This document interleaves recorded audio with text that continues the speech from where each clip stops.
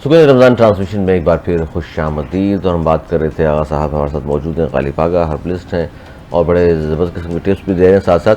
अच्छा, एक और मसला बड़ा दरपेश होता है ख़ास तौर पर रमज़ान मुबारक में कि अफ्तार जब हम करते हैं तो ज़्यादातर पकौड़े समोसे इस तरह की चीज़ें हम इस्तेमाल करते हैं, जिसके बाद हम देखते हैं कि जी तराबियत का मसला अब आम तौर पे भी अगर किसी को है तो, लेकिन रमज़ान में बहुत ज़्यादा लोगों को इस मसाइल का सामना करना पड़ता है तराबियत के हवाले से।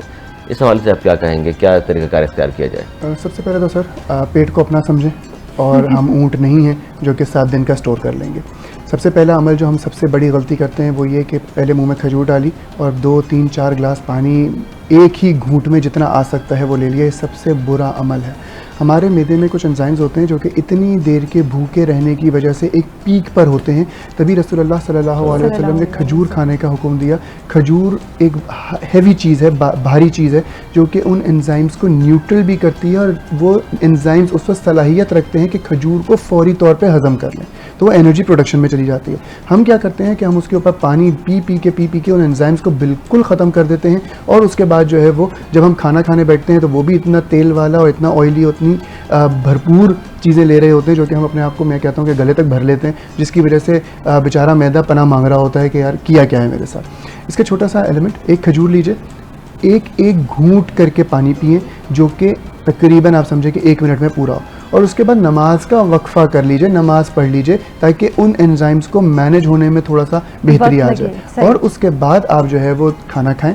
मैं बिल्कुल मना नहीं करता कि ये समोसे ना खाएं या तलन ना खाएं, लेकिन वो आपके पूरी ग़िज़ा के 20% से ज़्यादा नहीं होना चाहिए। बेहतरीन ग़िज़ा अगर मैं बात करूं तो वो चने, जो हम लोग जिसको काले चने या सफ़ेद चने, काबली चने जो बनते हैं, वो एक भरपूर ग़िज़ा हो सकती है अफ्तार में उस एनर्जी प्रोडक्शन को मेंटेन रखने के लिए, क्योंकि हम उस टाइम में पानी का इंटेक ज़्यादा करते हैं। तो चने में ये सलाहियत है कि वो पानी को एब्जॉर्ब करता है और वो एब्जॉर्प्शन की वजह से वो एंजाइम्स जो हमारे मैदे के ख़राब हो जाते हैं वो कंपैरेटिवली बाकी खाने को हज़म करेंगे, ना कि ये कि वो सिर्फ पानी को ही पूरा करने में खराबी पैदा करेंगे। जल्दी एकदम फ़ौरन जो पानी पीना होता है ना, ये बड़ा नुकसान सामने होता है। अब चले कुछ लोगों की तो मजबूरी है कि गिलास किसी और को भी देना होता है उन्होंने, तो हम तो पीने मजबूरी है, लेकिन बहरहाल जहाँ ये परवानी है, उन लोगों की मजबूरी होती है जो किसी न्यूज़ चैनल्स में काम कर रहे होते हैं, क्योंकि हम क्योंकि सब एम्प्लॉयज़ को करना होता है, ऐसे ही है। हाँ, ये भी तो मसला है ना कि किसी को गिलास आपने फ़ौरन देना है तो पूरा पानी पीना पड़ेगा। ख्याल रखना बहुत अच्छी बात, ये भी ठीक है। यानी सूरत में हम फौरन पानी पी सकते हैं। बिल्कुल पी सकते हैं। अच्छा, एक कलाम की जानिब जाएंगे, कलाम के बाद फिर से गुफ्तगू का सिलसिला जारी रखेंगे। जी। ए ख़त्म रसूल की मदनी, कौनैन में तुम सा कोई नहीं है नूरे मुजस्सम तेरे सिवा, ए नूरे मुजस्सम तेरे सिवा, महबूब खुदा का कोई नहीं ए ख़त्म रसूल। ये शान तुम्हारी है आका, तुम अर्श बरी पर पहुँचे हो, तुम अर्श बरी पर पहुँचे हो। ज़ीशान नबी हैं सब लेकिन ज़ीशान नबी है सब लेकिन, मेराज का दूल्हा कोई नहीं है ख़त्म रसूल मक्की मदनी। के खैरात मोहम्मद से पाकर इस शान से कहते हैं मंगते, इस शान से कहते हैं मंगते, दुखियों पे करम करने वाला, दुखियों पे करम करने वाला, सरकार से अच्छा कोई नहीं है ख़त्म रसूल मक्की मदनी। सुभान अल्लाह, सुभान अल्लाह। बहुत ही खूबसूरत कलाम आपने पेश किया है। और एक बार फिर से गालिब आगा साहब आपकी जानिब आना चाहूँगी, आपसे जानना चाहूँगी दीगर कौन सी ऐसी एहतियात है जो हमें इन दिनों में रोज़ों में करना ज़रूरी है ताकि हम अपने आप को हेल्दी और फिट रख सकें। कुछ लोग चाय का इंटेक बहुत ज़्यादा बढ़ा देते हैं, जो स्मोकिंग करते हैं उनका जो है वो फ़ौरन इफ्तार के बाद स्मोकिंग का इंटेक बहुत ज़्यादा हो जाता है। तो ऐसी कौन सी बेसिक चीज़ें हैं जो हमें अवॉइड करनी चाहिए जिनसे हमारी हेल्थ बेहतर रह सकती है?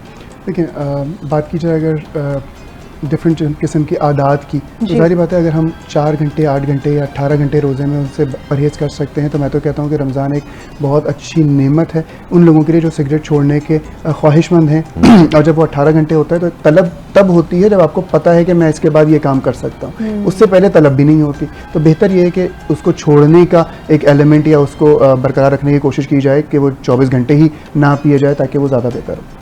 अलबत्ता हम जो सबसे बड़ी गलती करते हैं वो सबसे तो खानों का जो पोर्शन है वो बहुत ज़्यादा हम समझते हैं। वही वाली बात दोबारा दोहराऊंगा कि हम ऊँट नहीं है या हम स्टोर नहीं कर सकते।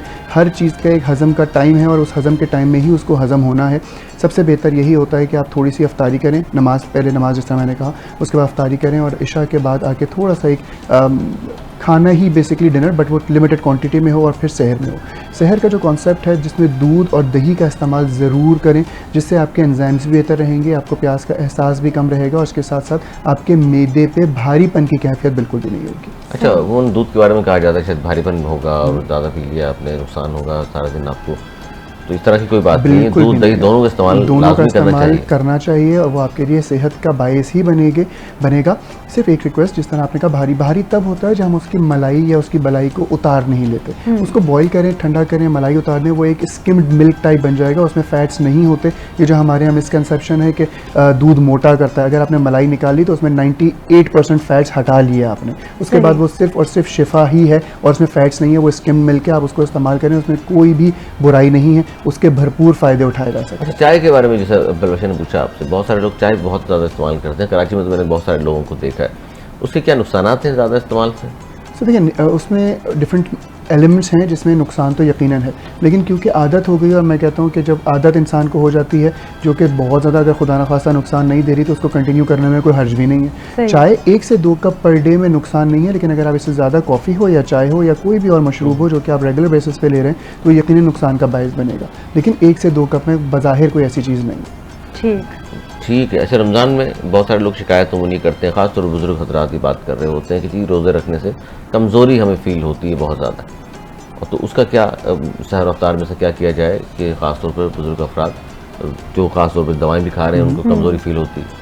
डिफरेंट किस्म की अद्वियात मार्केट में मौजूद हैं जिसमें कुछ माजून और कुछ ऐसी चीज़ें मौजूद हैं जो कि बहुत ज़्यादा फ़ायदेमंद रहती हैं। अगर मैं घरेलू टोटके की बात करूं तो एक आध खजूर और एक आध जिसको हम खुश खुबानी अगर वो ले ली जाए तो वो प्रॉपर तौर पे पूरे रोज़े में आपको सेहतयाब भी रखेगी, एनर्जी लेवल गिरने नहीं देगी। और जिस तरह मैंने जो एक रेमेडी अर्ज़ की थी शेक की, खजूर उसमें इंजीर भी डाल दीजिए और उसमें एप्रिकॉट जिसको हम खुश खुबानी कहते हैं वो अगर शेक बना के पी लिया जाए तो ये एक भरपूर ग़िज़ा हो सकती है।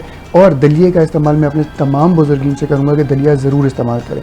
एक चीज़, हमारे यहाँ जितने भी अभी खाने हम लोग खा रहे हैं उसमें सबसे ज़्यादा इस्तेमाल होने वाली चीज़ मेरे ख्याल से मुर्गी है। मुर्गी बेसिकली इतनी एनर्जेटिक या इतनी फ़ायदेमंद तो दूर की बात है बल्कि बहुत ज़्यादा बीमारियों में मुब्तला कर रही है हमें। तो मैं हमेशा ये बात कहता हूँ कि बकरे का गोश्त हफ्ते में 2 दफ़ा ज़रूर खाएँ, कम खाएँ, एक बोटी हो साथ में शोरबा या कोई सब्ज़ी हो, बट ये खाना आपकी सेहत के लिए बेहद ज़रूरी है। एनर्जी भी आपकी मेंटेन रखेगा, हड्डियों के मामलात को भी बेहतर रखेगा। हम आजकल देखते हैं कि 40-42 साल में खातून भी और मर्द भी लंगड़ा के चलना शुरू हो गए, हड्डियों की कोई ना कोई बीमारी में मुब्तला हो गए। तो अगर बकरे का गोश्त इस्तेमाल किया जाएगा तो कंपैरेटिवली उसमें हमारे ओवरऑल मामलात में बहुत ज़्यादा बेहतरी रहेगी। अच्छा, ये बहुत सारे लोग रमज़ान में ख़ासतौर पर कहते हैं कि वज़न हमने कम करना है और रमज़ान का महीना हमारे लिए बड़ा सूटेबल है कि इसमें खाना पीना कम होगा, लेकिन फिर वो जब अफ्तार होती है वो भी माशाल्लाह देखने वाला नज़ारा होता है।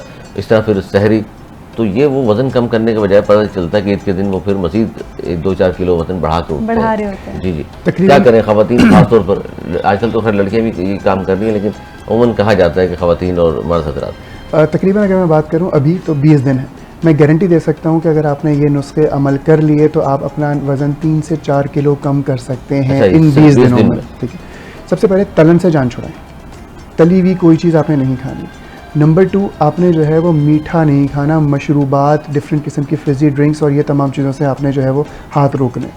नंबर 2 ये 2 चीज़ें होगी रोकने वाली। नंबर 3 लेकिन इसके बगैर तो ऐसा लगेगा कि जैसे हमारा रोजा ही कबूल रोजा ही नहीं नहीं हुआ। था। ये कैसी बात हो गई? ये समोसे, तो फॉलो ही नहीं हो पकौड़े, पाएगा। शरबत, ये तमाम चीजें बड़ा मुश्किल काम है। यकीनन ज़रूरी हैं, जुज़ भी हैं हमारे अफ्तार के टेबल का, और उसी की वजह से लज़्ज़त भी आती है। लेकिन लज़्ज़त भी अगर आती आपने 4 किलो वज़न कम करना है तो इन तमाम चीज़ों से आपने परहेज करना पड़ेगा। परहेज़ करना पड़ेगा। जैसे मतलब 20 दिन में कह रहे हैं आप 4 किलो वजन। बिल्कुल 4 किलो मिनिमम, वरना 5 किलो भी हो सकता है। ये 2 चीज़ों को ज्यादा रोकना है। एहतियात की तो 5 किलो भी हो सकता है। 2 चीज़ें ये अवॉइड करें और 2 चीज़ें इस्तेमाल करें। 1 गिलास पानी लीजिए, 1 लेमन ऐड करें, उसमें जो है वो चिया सीड आते हैं, 2 चाय के चमचे चिया सीड भिगो के रख दीजिए, और ये मशरूब आप अफ्तार के बाद अफ्तार कर लें, उसके आधे घंटे के बाद ये मशरूब पी लीजिए। एक ये चीज़। नंबर 2 ये कि आपने जो है वो रात के टाइम पे दही का इस्तेमाल करना है, किसी भी किस्म की भारी ग़िज़ा का इस्तेमाल नहीं करना। चनों का इस्तेमाल ज़रूर करना है, लोबिया का इस्तेमाल करना है। मैं गारंटी दे रहा हूँ कि इंशाल्लाह 4 से 5 किलो तक वज़न कम हो सकता है। इसमें एक शर्त है, आधे से पौना घंटा आपने वॉक करनी है, और वॉक भी आपने अच्छे वाले जॉगर पहन के करनी है, वरना हम घुटनों के मरीज़ बन रहे होते हैं हमें, क्योंकि अपने पाँव का इल्म नहीं होता कि हम कर क्या रहे हैं पाँव के। बढ़िया। सिर्फ दौड़ना नहीं, सही तरीके से दौड़ना बेसिकली फ़ायदेमंद होता है। चलें, बहुत शुक्रिया गालिब आगा साहब, आप आए, आपने अपना कीमती वक्त दिया और नाज़रीन तक वो इन्फॉर्मेशन पहुंचाई जो घर बैठे हुए इन तमाम सवालों के जवाब ढूंढ रहे होते हैं कि रमक है, वज़न ज़्यादा है, वज़न कम कैसे करें, प्याज ज़्यादा लगती है, प्याज को कैसे कंट्रोल किया जाए। ऐसे अब और भी बहुत सारी हमने बातों का जो है सवालों के जवाब लिए। गालिब आगा साहब हमारे साथ मौजूद थे। नाज़रीन, हाजिर होंगे एक छोटे से ब्रेक के बाद, तो हमारे साथ रहिए।